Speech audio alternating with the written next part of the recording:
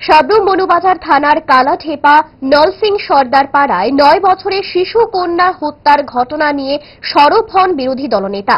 পাশাপাশি কর্মসংস্থানের অভাবে মানসিক অবসাদে যুব সমাজ ভুগছে, যার ফলে নেশার করাল গ্রাসে যুব সমাজ আজ আক্রান্ত হচ্ছে। আর নেশায় আসক্তির কারণে বাড়ছে অপরাধ প্রবণতা, যার ফলে খুন, ধর্ষণ এবং অপহরণের মতো ঘটনা বৃদ্ধি পাচ্ছে। তারই প্রতিফলন হল সাবরুমের ৯ বছরের শিশু কন্যার মর্মান্তিক হত্যার ঘটনা।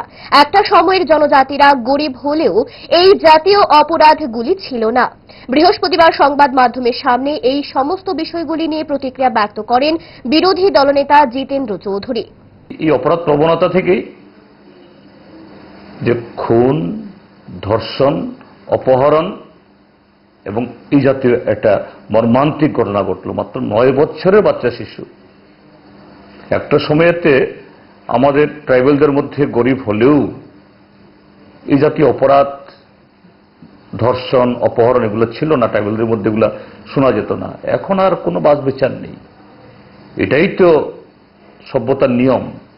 যদি শৃঙ্খলা না থাকে, এটা কোন অংশের লোক তার গ্রাস থেকে যে নিজেদেরকে বাঁচাতে পারে না, তাই হচ্ছে। কাজেই আমি সরকারকে বলবো, ঘুম থেকে জাগুন, আপনাদের সম্বিত ফেরান। এই সমস্ত যে এই আলতামাখা সৌন্দর্য এগুলো টিকবে না। আর রাজ্য জনগণকে বলবো, সজাগ হন, সতর্ক হন, ভাবুন